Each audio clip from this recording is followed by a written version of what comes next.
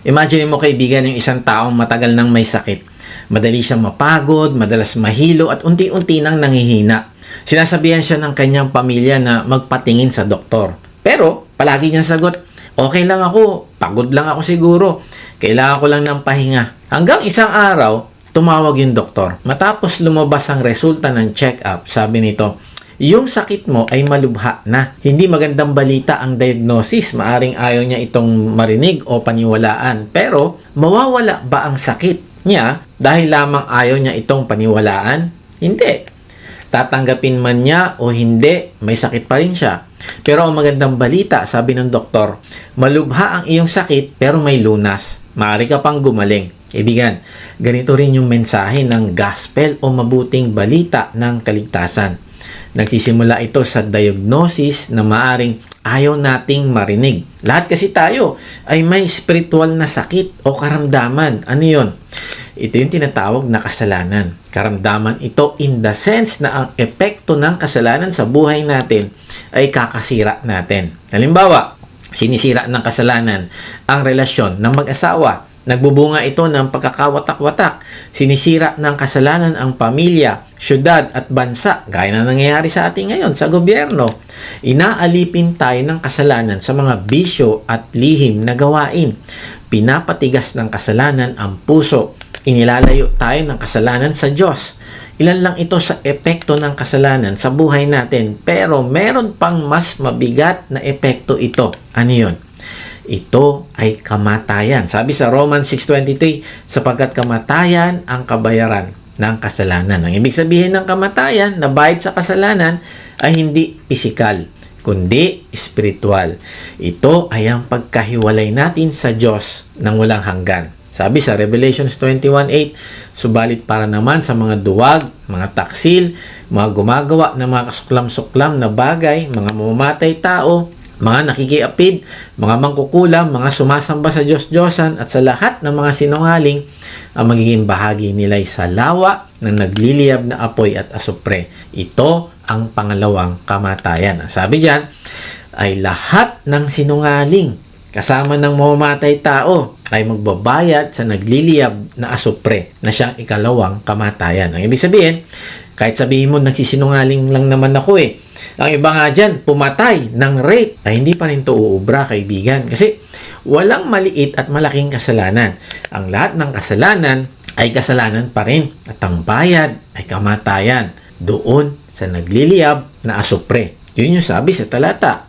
Dito sa ikalawang kamatayan ay nakahiwalay na tayo sa Diyos na walang hanggan. Grabe ito. Bahal tinatanong mo, sino na lang pala maliligtas? Lahat naman tayo nagkasala. Lahat tayo mamamatay sa asupre. Tama ka, kaibigan. Problema talaga ito. Pero salamat sa Diyos, may mabuting balita ng kaligtasan. May pag-asa. Kaya nga, ang topic natin ngayon ay sasagutin yung tanong na, is there really good news for me? At ang sagot ay, oo kaibigan, merong good news. At pag-uusapan natin yan sa ating bagong series na Start Here. Sa series na ito ay sasagutin ng Bible ang ating mga karaniwang tanong na dapat nating maging foundation. At ang unang sasagutin ng salita ng Diyos ay meron ba talagang mabuting balita para sa akin?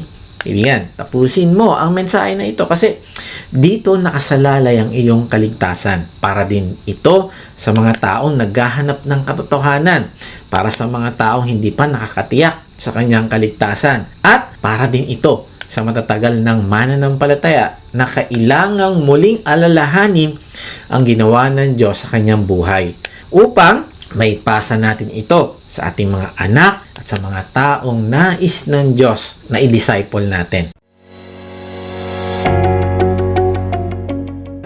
Magandang araw mga kawotji! Praise God! At nagkita-kita na naman tayo. May good news ako, every Sunday 6 p.m. na po ang ating bagong upload simula ngayon sa halip ng Monday. Ginawa natin ito dahil napakaraming online mission groups na nagmi-meet ng Sunday at Monday morning ang gumagamit ng videos natin para sa kanilang discussion. So para mas maaga ninyong magamit, Sunday na tayo. Sa mga bago pa lang dito, ako po si Kuya Mike. Ang calling ko ay i-share ang salita ng Diyos sa paraang simple lang at madaling maintindihan. At kung hindi ka pa member ng isang online mission group, Makinig ka kapatid, kung gusto mong gumawa ng difference sa buhay ng iba, kung mahal mo ang Panginoon at gusto mo maging bahagi ng kanyang gawain na hanapin ang mga nawawala at gawin silang alagad, now is the time to join our mission group. Dito tutulungan ka naming makilala ang Panginoon ng mas malalim o intimately. I-equip ka namin sa paglilingkod sa Kanya sa pamamagitan ng pagbabahagi ng salita at pagdi-disciple. Kung ito ang tinitibok ng puso mo na sumunod sa panawagan ng Diyos sa atin, mag-type ka lang ng join sa comment section o kaya naman ay i-message nyo kami. Okay, balik tayo sa topic. Is there really good news for me? Meron ba talagang mabuting balita para sa akin na nawawalan na ng pag-asa sa buhay? Yes! At may 3 tayong point para maunawaan natin at makamtan ang mabuting balita na gusto ng Diyos na malaman natin. Una, see God as He truly is. Pangalawa, admit the separation you cannot repair. At pangatlo, receive the reconciliation Jesus offers. Okay, umpisahan natin sa una. See God as He truly is. Kung gusto mo maunawaan ang good news, ay kailangan mo magsimula na malaman muna kung sino ba talaga ang Diyos. Kung sinabi ng doktor, halimbawa na may malubha tayong spiritual na sakit, kasi nga, kamatayan ng bayad sa kasalanan. Ang susunod na tanong ay hindi, Dok, anong mabisang gamot? Kundi, ang dapat na tanong ay, sino po ang makakapagpagaling sa akin? Sino po ang makakapagligtas sa akin mula sa penalty ng kamatayan? Kaya importante na makilala natin ang Diyos. Sabi ni A.W. Tozer, what comes into our minds when we think about God is the most important thing about us. Ang ibig sabihin, mahalaga kung paano natin tinitingnan ang Diyos. Bakit? Kasi kung ano ang tingin natin sa Kanya, ayun ang huhubog kung paano tayo mananalangin, kung paano tayo magbibigay ng time sa Kanya. Kung ano ang pagkakilala natin sa Kanya, ayun ang huhubog kung paano tayo sasamba, paano tayo susunod, at paano natin ituturing ang kasalanan sa ating buhay. Kung ang tingin mo sa Diyos ay malupit na tagapagparusa, ang gagawin mo, magtatago ka na lang sa Kanya. Kasi para sa'yo, malupit siya eh. Kung ang tingin mo sa Kanya ay konsentidor na lolo, hindi ka magsisisi sa kasalanan mo. God is love. Maiintindihan naman niya ako, kaya okay lang tong kasalanan na ito. Totoo, kaibigan. God is love.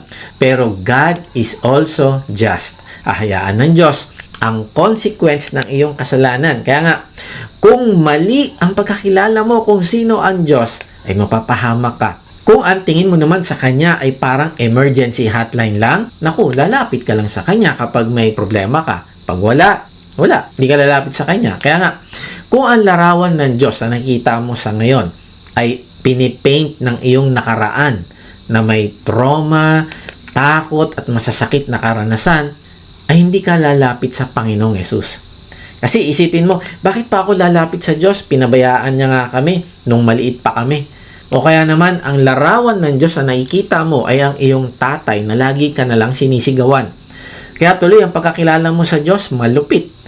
Maring ang portrait ng Diyos na nakikita mo ay isang religious leader na kinokontrol ka, o isang employer na ginamit ka at pinabayaan ka, o kaya ang tingin mo sa Diyos ay isang asawang nagtaksil. Kaibigan, totoo ang sugat mo, ngunit ang sugat mo ay hindi ang perpektong larawan ng Diyos. Ang maling ginawa ng magulang mo sa iyo ay hindi patunay na ganoon ang Diyos. Kaya ang tanong ay, papayagan mo ba na ang sugat mo ang maglarawan sa Diyos o titingnan mo ang Panginoong Yesus at kung anong ginawa niya sa krus para sa iyo? So ano ba talaga ang dapat na maunawaan natin patungkol sa Kanya para magkaroon tayo ng tamang pagkakilala sa Kanya? Una, mahal na mahal ka niya, kaibigan, at pinatunayan niya ito kahit hindi ka pa ipinapanganak. Sabi sa Romans 5:6-8, sapagkat noong tayo'y may hina pa, namatay si Kristo sa takdang panahon para sa mga makasalanan.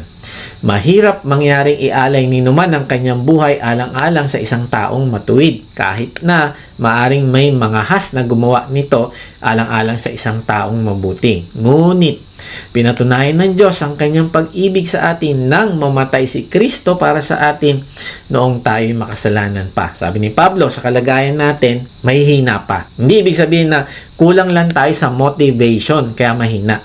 kundi mahina tayo kasi sunod-sunuran tayo sa kasalanan. Wala tayong kakayahang tanggihan ito. At ang consequence nito ay kamatayan sa dagat-dagatang apoy o pagkahiwalay sa Diyos na walang hanggan. Pero tingnan mo, ang ginawa ng Panginoong Yesus na nagpapakilala ngayon sa iyo. Dahil mahina ka at mamamatay sa dagat-dagatang apoy, ay sabi sa talata, ay namatay si Kristo sa takdang panahon para sa mga makasalanan. Wow! Sa halip na tayo ang mamatay dahil sa ating kasalanan, ay sino ang namatay? Ang Panginoong Yesus. At hindi siya namatay para sa mabubuting tao. Tingnan mo, ang sabi ay namatay siya para sa makasalanan. Gaya mo at kagaya ko. Kaya nga, sabi sa talata, mahirap mangyaring ialay ni numan ng kanyang buhay alang-alang sa isang taong matuwid. Ang ibig sabihin, kahit pa sabihin mo na mabuti ang tao na pag-aalayan mo ng buhay, ay mahirap pa rin. Siyempre, buhay mo na yun eh. Bakit mo ibibigay? Pero tingnan mo, sabi sa verse 8, ngunit pinatunayan ng Diyos ang kanyang pag-ibig sa atin nang mamatay si Kristo para sa atin noong tayo'y makasalanan pa. Wow, kaibigan. Ano ang reason bakit namatay ang Panginoong Yesus para sa atin? Para patunayan ng kanyang pagmamahal sa iyo at sa akin. Paano niya ito napatunayan? Kasi bukod sa inaalay niya yung kanyang buhay sa atin, ay inalay niya ito. Hindi para sa mabubuting tao, kundi sa makasalanan na tao na hindi pa naman magbabago. Hindi niya inantay na magbago muna kayo bago ko ialay yung sarili ko. Hindi. Sabi doon, nung tayo'y makasalanan pa. Grabe, no? Grabe, no? Namatay siya para sa mga tao. Hindi naman naghahanap sa kanya. Mga taong tumalikod nga sa kanya. Kaya sinabi ni Timothy Keller, you are simultaneously more sinful and flawed than you ever dared believe. Yet, more loved and accepted than you ever dared hope. Kaya kaibigan, see God as He truly is. Hindi siya malupit na Diyos. Siya ay mapagmahal kahit sa mga taong makasalanan. Kaya nga, kung feeling mo ang sama-sama ko ng tao, hindi na ako makakalapit sa Diyos, kaibigan, mahal ka niya, namatay siya para sa iyo. Kung ang feeling mo, bakit ganito ang nangyayari sa past ko? Bakit ako isinilang sa pamilyang malupit? Bakit ganito ang buhay ko ngayon? Puro na lang problema. Kaibigan, mahal ka ng Diyos at pinatunayan niya na yan sa'yo. Ngayon, sa kanyang salita, pinabasa niya sa'yo. The fact na buhay ka pa at naririnig mo ito ay kinakausap ka niya ngayon at sinasabi niya na mahal kita. Namatay ako para sa'yo kahit makasalanan ka pa. Ito ang natutunan ni na Laura Story at ang kanyang asawang si Martin. 1 taon pa lamang silang kasal nang madiagnose si Martin ng brain tumor noong 2006. Dumaan sila sa operasyon, dumaan sila sa life-threatening complications, memory problems at rehabilitation. Now, bilang asawa, natural lamang na itanong ni Laura, Lord, kung makapangyarihan ka at mahal mo kami, bakit hindi mo na lamang pagalingin ang asawa ko? Hindi masama ang magtanong. Ang problema lang ay kapag hinuhusgahan na natin ang karakter ng Diyos base sa sagot na gusto nating matanggap. Alam mo, hindi bumalik agad sa dating normal ang kanilang buhay. Ang marriage nila ay naging buhay ng mahabang panahon ng caregiving, adjustment, prayer at pagtitiwala. At sa prosesong yon, natutunan ni Laura na maaring hindi mabuti ang pangyayari, ngunit nananatiling mabuti ang Diyos. Alam mo, ang struggle nila, ang naging background ng awaiting blessings. Naku, napakaganda ng kantang ito. Ang sabi sa lyrics sa chorus ay, "'Cause what if your blessings come through raindrops? What if your healing comes through tears? What if 1,000 sleepless nights are what it takes to know you're near? And what if trials of this life are your mercies in disguise?" Ang bahagi ng chorus ay nagtatanong, paano kung ang tinatawag nating challenges at trials sa buhay natin ay ginagamit pala ng Diyos bilang instrumento ng kanyang awa at instrumento na malaman natin na all along sa panahon ng trials natin ay andyan pala ang Diyos kasama natin. Paano kung sa mga gabing hindi tayo makatulog ay doon natin nararanasan na nasa tabi natin siya kahit hindi natin nakikita. Hindi sinasabi doon sa kanta na wag na tayong manalangin para sa healing. Sinasabi lang nito na hindi dapat husgahan ng kabutihan ng Diyos batay lamang sa sagot na gusto nating matanggap. Kaya nga ito yung tanong sa atin. Will we interpret God through our circumstances or our circumstances through what God revealed at the cross? Kapag may conflict sa marriage, sasabihin ba nating pinabayaan tayo ng Diyos? Kapag lumayo ang anak natin, isipin ba nating walang pakialam ang Diyos? Kapag hindi tayo napili sa trabaho o ministry, sasabihin ba nating hindi tayo mahalaga sa Kanya? Kapag nabigo ang negosyo, ibig ba sabihin ay nabigo rin ang kabutihan ng Diyos sa atin? No, hindi. Masakit ang nangyari, pero hindi nagbabago ang krus. Ang nangyari sa iyo ay bahagi ng iyong kwento, ngunit hindi yun ang buong larawan ng Diyos. Kaya kaibigan, see God as He truly is. Paano natin ito sasabuhay? Kapag may circumstances na napapaisip sa iyo na hindi mabuti ang Diyos, bumalik ka sa Romans 5:6-8. At tingnan mo ang krus. Kapag nasaktan ka ng ibang tao, alalahanin mo na nasaktan mo din ng Diyos pero minahal ka pa din niya. Kaya matuto ka magpatawad. Kapag gusto mong bigyan ng excuse ang kasalanan mo, alalahanin mo na dahil sa pagmamahal sa iyo ng Diyos, ay namatay siya sa krus para dyan sa kasalanan na ginagawa mo. At dahil dito ay ipakita mo sa Kanya na kinamumuhian mo din ng kasalanan na naging dahilan para ipako siya sa krus. Kaibigan, see God as He truly is. Tingnan mo kung sino siya talaga, kung ano yung character niya at i-align mo ang iyong buhay base sa kung sino siya. Kung siya ay banal, magrepent ka. Kung siya ay mahabagin, lumapit ka sa Kanya. Kung siya ay mabuting pastol, magtiwala ka sa Kanya. Kung ipinakita niya yung Kanyang pag-ibig sa krus, huwag na nating hanapin yung ating security sa ibang Diyos-Diyosan, relasyon o achievement. So, paano ba natin uunawain at makakamtan ang mabuting balita ng kaligtasan? Una, see God as He truly is. Pangalawa, admit the separation you cannot repair. Kanina nakita natin na dahil sa kasalanan ay napahiwalay tayo sa Diyos kasi tayo ay spiritually dead. Now, ang tendency ay isipin natin na kaya nating gawan ng paraan ang pagkahiwalay natin sa Diyos. May mga hakbang lang tayong gagawin gaya ng pag-anib sa isang religion, paggawa ng maraming kabutihan o pagpipinitensya o pagpapahirap sa sarili. Pero kaibigan, ang lahat ng ito ay hindi uubra. Kasi ang sinabi sa Romans 6:23 na binasa natin kanina ay ang bayad sa kasalanan ay kamatayan. Hindi sinabi na ang bayad sa kasalanan ay religion. Hindi din sinabi na ang bayad sa kasalanan ay paggawa ng maraming kabutihan. Hindi din sinabi na ang bayad sa kasalanan ay pagpapahirap sa sarili para mawala ang kasalanan mo. No, ang sabi ay ang kapalit ng kasalanan ay kamatayan. Parang halimbawa, bill ng Meralco, tapos pupunta ka sa bayad center, ang dala-dala mo, isang sakong bigas, sabi mo, yun na lang ang pambayad mo. Ay hindi pwede. Ang bayad sa kuryente na kailangan ay cash. Ganon din naman sa korte kung napatunayan na ikaw ay pumatay at sistensya sa iyo ay pagkakulong. Ay hindi mo pwedeng sabihin na, Judge, ipaglilinis ko na lang kayo ng iyong bahay. Lilinisin ko yung bahay mo, lilinisin ko yung opisina mo. Tutulong na lang po ako sa mahihirap. Ito na lang ang bayad ko. No, ang bayad ay pagkakulong. The same thing, ang bayad sa kasalanan ay kamatayan. So, merong dapat mamatay para mabayaran ng kasalanan. Walang ibang payment system. Kaya sabi sa Romans 5:9-10, yamang sa pamamagitan ng Kanyang dugo, tayo ngayon ay napawalang sala. Lalong tiyak na maliligtas tayo sa puot ng Diyos. Wow! Dito sa talata ay sino ang sinasabi na sa pamamagitan ng Kanyang dugo? Kaninong dugo daw? Sa Panginoong Hesus. Kaibigan, ito lang yung solusyon. Ang bayaran niya ng Kanyang dugo ang ating mga kasalanan. At dahil dito, ano sabi ni Pablo sa mga disciples noon? Sila ay napawalang sala at tiyak na ligtas sa puot ng Diyos. Ang ibig sabihin, ang dugo na ibinayad ng Panginoong Hesus ay naging sapat para tayo iligtas. Pero yung mga pansarili nating kapamaraanan para maligtas ay hindi ito makapagtatanggal ng kasalanan at puot ng Diyos. Ano ang katunayan na tinanggap ng Diyos yung handog na dugo ng Panginoong Hesus? Tingnan natin. Verse 10. Dati tayo yung mga kaaway ng Diyos, ngunit tinanggap na niya tayo bilang mga kaibigan sa pamamagitan ng pagkamatay ng Kanyang anak. At dahil dito, tiyak na maliligtas tayo sapagkat si Kristo ay buhay.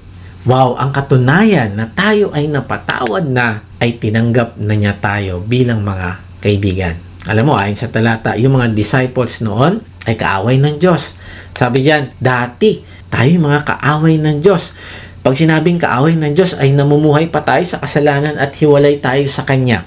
Maaaring sabihin ng isang tao, hindi naman ako galit sa Diyos, hindi ko naman siya minumura o nilalabanan. Paano ako naging kaaway niya? Kaibigan, hindi kailangan sabihin ng isang tao na ayaw niya sa Diyos para maging kaaway niya. Kundi kapag tinatanggihan natin ang kanyang pagmamahal at pinipili natin ang ating sariling kagustuhan ang masunod, ay inalalagay natin ang ating sariling na laban sa Kanya. Maring naniniwala tayong may Diyos, ngunit tayo pa rin ang gumagawa ng sariling panuntunan natin. Tayo ang nagdidesisyon kung anong tama at mali. Tayo ang pumipili kung aling utos ang susundin at kung alin ang hindi. Tayo ang nagiging Panginoon ng sariling buhay. Tapos ayaw nating aminin ang tunay nating kalagayan. Sa halip, sinusubukan nating patunayan na karapat dapat naman tayo sa Diyos. Sinasabi natin, mabait naman akong tao. Wala naman akong inaapakang ibang tao. Regular naman akong nagsisimba. Marami naman akong natutulungan. Nagbibigay naman ako sa nangangailangan. Nagdarasal naman ako. Mas mabuti naman ako kaysa sa ibang tao. Mali, kaibigan. Tingnan mo, pati si Pablo na isang apostol, sabi niya, dati tayo'y mga kaaway ng Diyos. Now, ang good news, sabi niya, dati yun. Pero ngayon, hindi na. Tinanggap na niya tayo bilang kaibigan. At ano, naging daan ng pagtanggap? Again, sabi sa talata, sa pamamagitan ng pagkamatay ng kanyang anak. At dahil dito, tiyak na maliligtas tayo. Ang ibig sabihin, walang ibang way, kaibigan, para ikaw at ako ay mapatawad at makapunta sa langit kung hindi sa pamamagitan ng pagkamatay ng Panginoong Yesus. Bakit ang Panginoong Yesus ang pwede lang maging daan papuntang langit? Kasi siya lang naman ang nabuhay muli. Tingnan mo, sabi ay tiyak na maliligtas tayo sapagkat si Kristo ay buhay. Ang ibig sabihin, tiyak, sigurado, walang mintis, hindi sasablay na ligtas tayo. Bakit? Kasi ang Panginoong Yesus ay buhay. Nabuhay siya muli mula sa kamatayan sa krus upang patunayan sa atin na siya ay Diyos. At kung nabuhay siyang muli, ay mabubuhay tayong muli. Maraming pinuno ng mga relihiyon na nag-claim na sila ang daan, na tama sila, pero kahit isa sa kanila ay walang nabuhay na muli. Andon pa rin sila sa kanilang libingan, pero ang Panginoong Yesus ay buhay. Ang libingan niya, bakante, walang laman, kasi siya ay nabuhay at umakyat muli sa langit. Kaya kaibigan, wag mo isipin na kaya mong gawan ng paraan ng pagkahiwalay mo sa Diyos, kundi i-acknowledge mo sa sarili na lahat ng gagawin mo ay kapos na pambayad sa kasalanan mo. Tingnan mo si Cornelius sa Acts chapter 10, siya ay isang kapitan sa hukbong Romano. Ang ganda ng kanyang reputasyon. Sabi sa Acts 10:2, siya ay isang taong relihiyoso at may takot sa Diyos. Gayon din ang kanyang buong sambahayan. Siya ay matulungin sa mga Hudyo at laging nananalangin sa Diyos. Kung titignan natin si Cornelio, masasabi nating mabuting tao siya. Relihiyoso siya. May takot siya sa Diyos. Magandang impluwensya niya sa kanyang pamilya. Mapagbigay siya sa may hirap. Lagi siyang nananalangin. Hindi lamang siya nagsasalita tungkol sa kabutihan, gumagawa talaga siya ng mabuti. Kung ikukumpara nga siya sa ibang tao, maaaring mas mabuti pa yung kanyang buhay kaysa sa maraming tao nagsasabing naniniwala sila sa Diyos. Tama ba? Pero kahit mabait, madasalin, mapagbigay at may takot sa Diyos si Cornelio, kailangan pa rin niyang marinig ang mabuting balita tungkol sa Panginoong Yesus. Kaya nagpadala ang Diyos ng anghel upang sabihin kay Cornelio na ipatawag niya si Pedro. Pagkatapos, ipinahayag naman ni Pedro sa kanya kung sino ang Panginoong Yesus, kung paano siya namatay, kung paano siya muling nabuhay, at kung paano makakatanggap ng kapatawaran ng sino mang sasampalataya sa Panginoong Yesus. Sabi ni Pedro sa Acts 10:43, siya ang tinutukoy ng mga propeta ng kanilang ipahayag na ang bawat sumampalataya sa kanya ay tatanggap ng kapatawaran sa kanilang mga kasalanan sa pamamagitan ng kanyang pangalan. Kaibigan, bakit kailangan pang marinig ni Cornelio ang tungkol sa Panginoong Yesus? Kung mabuti naman siyang tao, dahil hindi sapat ang kanyang kabutihan. Di ba? Sabi sa talata kanina, lahat tayo ay makasalanan. Lahat tayo, kahit isa lang kasalanan mo, makasalanan ka pa rin. Kaya nga, alalahanin natin na hindi sapat ang kabutihan upang burahin ang kasalanan. Hindi sapat ang kanyang generosity, si Cornelio, upang makabili ng kapatawaran. Hindi sapat ang kanyang panalangin upang bayaran ang kanyang pagkakautang sa Diyos. Hindi sapat ang kanyang religious devotion upang ayusin ang pagkawalay na dulot ng kasalanan. Kundi, ang sabi sa talata ay, kailangan manampalataya sa Panginoong Hesus. Bakit? Kasi siya ang sinasabi ng mga propeta na darating at kung sino ang sasampalataya sa kanya ay mapapatawad sa lahat ng kasalanan. Kaibigan, ito ang solusyon sa pagkahiwalay natin sa Diyos. Kaya nga, aminin natin na hindi natin kayang solusyonan ang pagkahiwalay natin sa Diyos. Oo, mahalaga ang mabubuting gawa ni Cornelio, ngunit hindi yun ng kanyang tagapagligtas. Kailangan pa niya ang Panginoong Hesus. Kaibigan, maring katulad ka ni Cornelio. Maring matulungin ka, nagbibigay ka sa nangangailangan, inaalagaan mo ang iyong pamilya, wala kang bisyo, hindi ka nandaraya sa negosyo, nagsisimba ka at nananalangin, mabubuting bagay ang lahat ng iyon. Pero ito yung tanong, ang mabubuting gawa mo ba ang iyong pinagtitiwalaan upang tanggapin ka ng Diyos? Kung ang sagot mo ay oo, kailangan mong maunawaan kung ang sagot mo ay oo, kailangan mong maunawaan na yung pinapakita sa kwento ni Cornelio na kahit ang isang taong mabait, relihiyoso, madasalin at mapagbigay ay kailangan pa rin ng tagapagligtas. Ang mabuting gawa ay hindi pambayad sa kasalanan. Ang church attendance ay hindi panglinis ng kasalanan. Ang ministry service ay hindi kapalit ng ginawa ni Lord. Ang generosity ay hindi tulay na makakapagtawid sa atin pabalik sa Diyos. Hindi masamang gumawa ng mabuti. Ang problema ay kapag ginawa nating tagapagligtas ang ating kabutihan. Tandaan mo ito. Hindi kayang pasanin ng ating mabubuting gawa ang bigat ng ating kasalanan. Makikita rin natin yung katotohanan na ito sa buhay ni Martin Luther.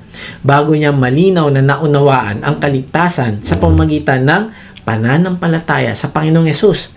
Naging monghe si Martin Luther. Seryoso siya sa kanyang relihiyon. Hindi siya isang taong walang pakialam sa Diyos. Nais niyang maging tanggap-tanggap talaga sa Diyos. Mahigpit niyang sinunod ang mga alituntunin ng monasteryo. Madalas siyang manalangin, mag-ayuno, mangumpisal, magbasa ng Bible at magsagawa ng iba't ibang religious disciplines. Ginawa niya ang lahat ng inaakala niya makakatulong upang maging malinis at katanggap-tanggap siya sa Diyos. Ngunit, sa kabila ng lahat ng kanyang pagsisikap, wala siyang kapayapaan. Habang lalo niyang sinusubukang gawing karapat-dapat ang sarili niya, mas lalo lang niyang nakikita ang lalim ng kanyang kasalanan. Maaari niyang ikumpisal ang mga kasalanang naaalala niya. Ngunit, paano naman yung mga kasalanang hindi niya napansin? Paano ang maling motibo sa likod ng kanyang mabubuting gawa? Paano ang pride? Paano yung selfishness at kasalanang nakatago sa puso? Ang ibig sabihin, hindi niya kaya maging perfect. Unti-unti niya nakita na hindi niya kayang linisin ang sarili sa pamamagitan ng sariling pagsisikap. Hindi niya kayang makatiyak na sapat na ang kanyang panalangin, sapat na yung pag-aayuno, pangungumpisal at sakripisyo para makapunta sa langit. Pero alam mo ba, by God's grace, habang pinag-aaralan niya ang salita ng Diyos, naunawaan niya ang Romans 1:17. Sabi doon, sapagkat sa magandang balita ay pinakita kung paano itinutuwid ng Diyos ang kaugnayan ng tao sa Kanya. Ito ay sa pamamagitan ng pananampalataya buhat sa simula hanggang sa wakas.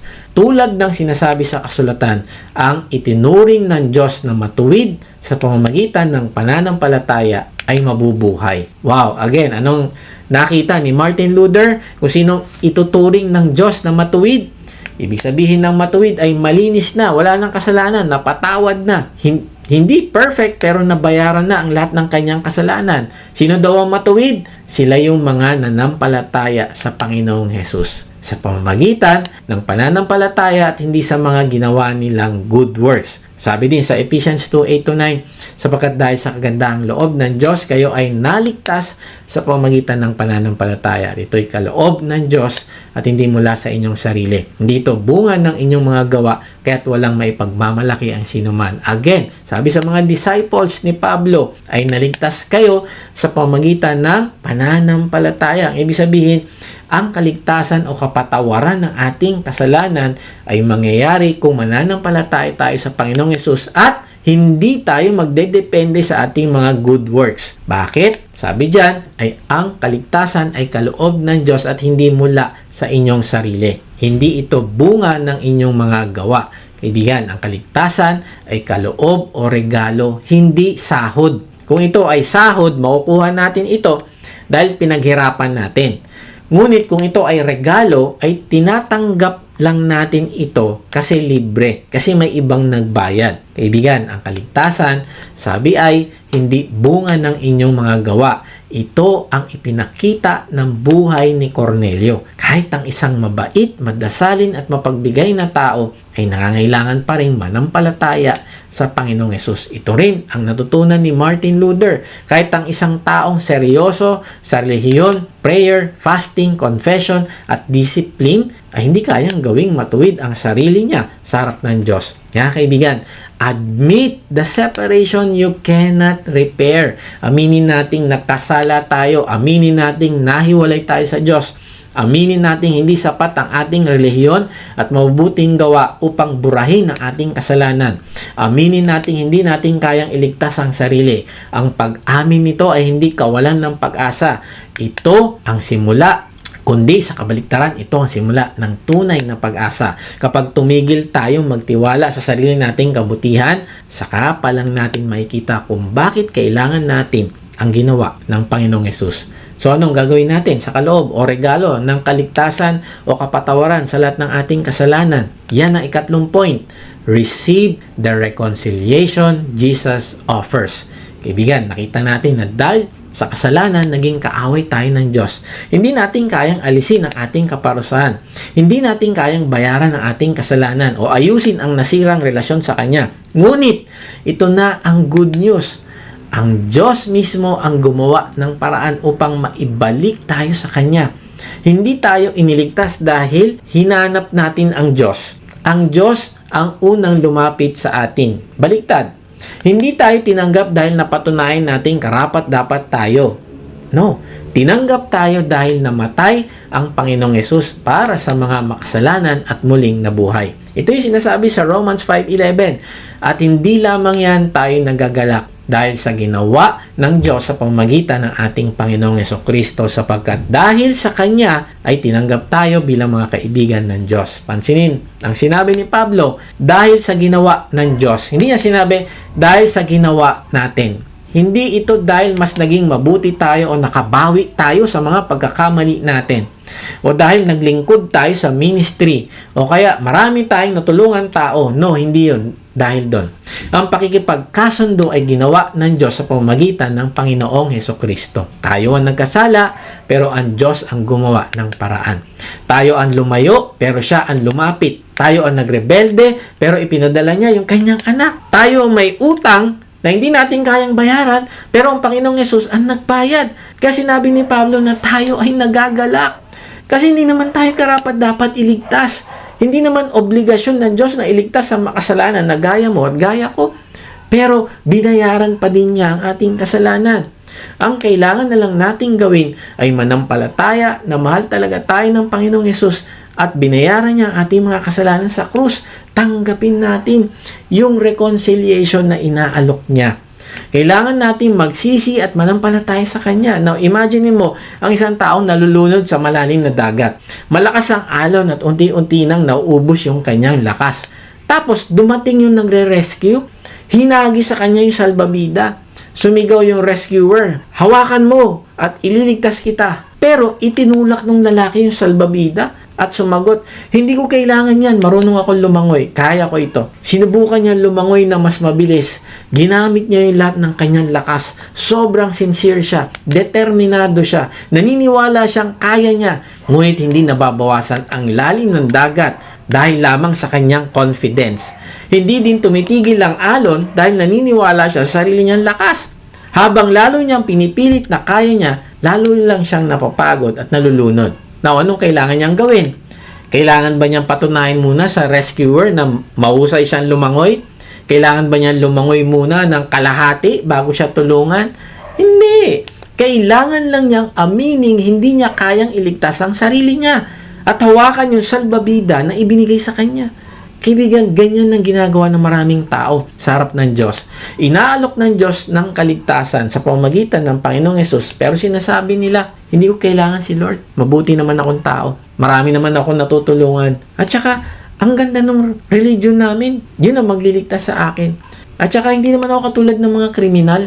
Kaya kong baguhin yung sarili ko. Buhay ko ito. Ako magpapasya kung ano yung tama. Alam ko, ginagawa ko. Mas mabuti ang sarili kong paraan. Pero kaibigan, kailangan mo maintindihan na hindi mo kayang iligtas ang sarili mo mula sa kasalanan sa pamamagitan ng confidence, sincerity, religion o mabuting gawa. Hindi mo kaya. Hindi yan ang pambayad.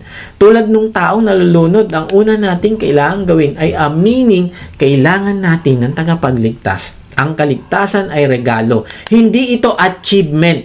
Hindi ito medalya para sa pinakamabait o pinakarelihiyoso o pinakamasipag. Hindi ito sahod na natatanggap dahil marami tayong ginawang mabuti. Kung nalulunod ka at may nag-abot sa'yo ng salbabida and then hinawakan mo ito tapos naligtas ka, hindi mo maaaring ipagmalaki pagkatapos mo na maligtas. Sasabihin mo, iniligtas ko ang sarili ko dahil mahusay akong humawak sa salbabida. No! Ang salbabida at ang rescuer ang nagligtas sa iyo. Ang paghawak mo ay paraan lamang upang tanggapin ang pagliligtas. Ganon din yung pananampalataya. Hindi ang lakas ng ating pananampalataya ang nagbabayad sa ating kasalanan.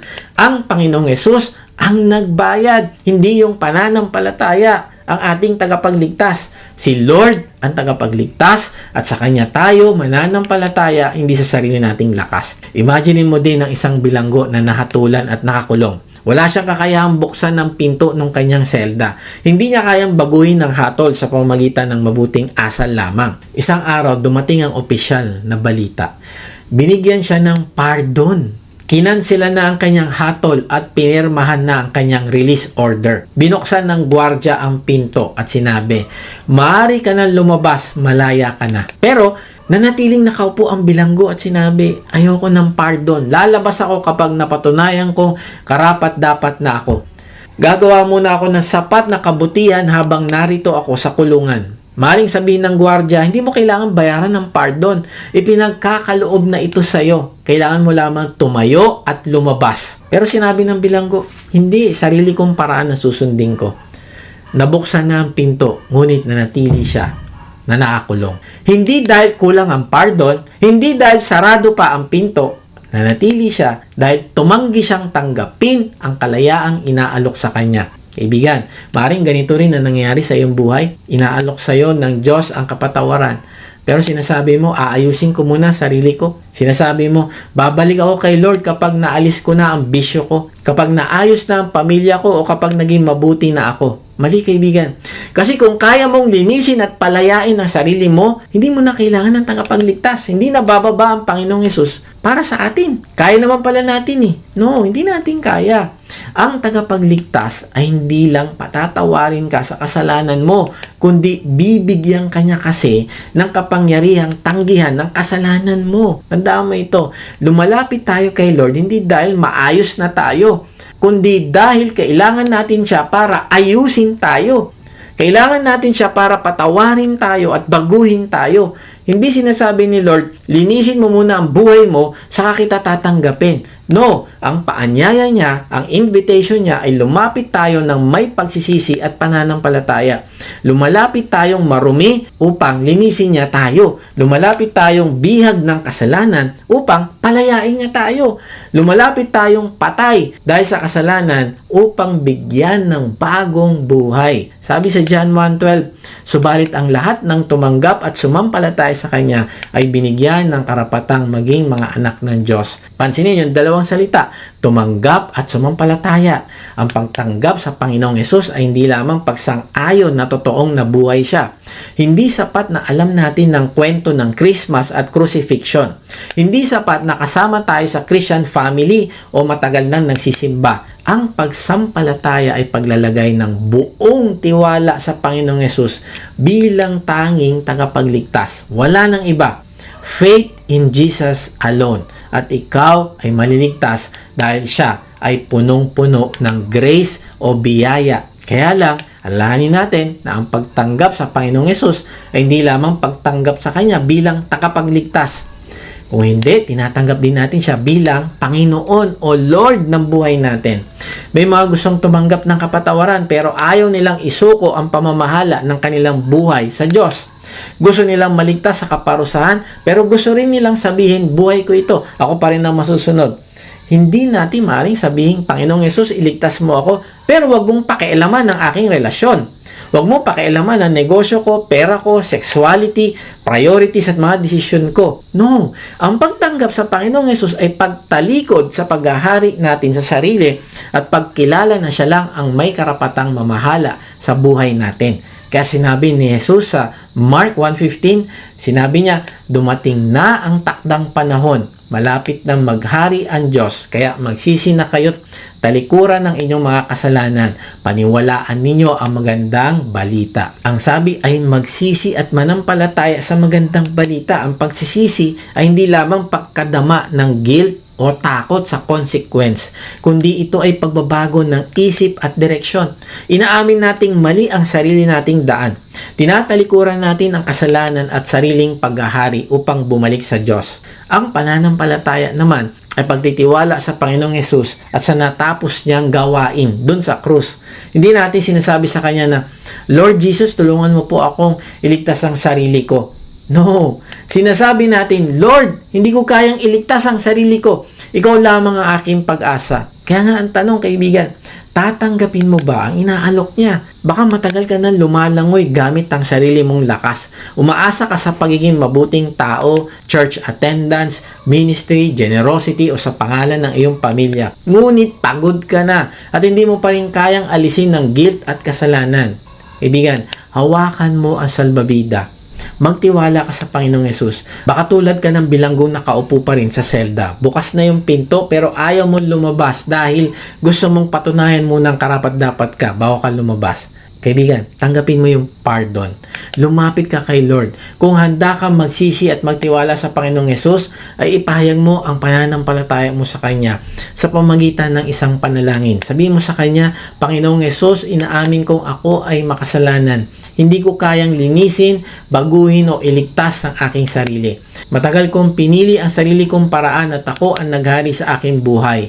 Nananampalataya akong namatay ka sa krus para sa aking mga kasalanan at nabuhay kang muli. Ikaw ang nagbayad ng utang na hindi ko kayang bayaran. Pinagsisisihan ko na po ang aking mga kasalanan at tinatalikuran ko ang sarili kong paghahari. Sa iyo lamang ako magtitiwala bilang aking tagapagligtas.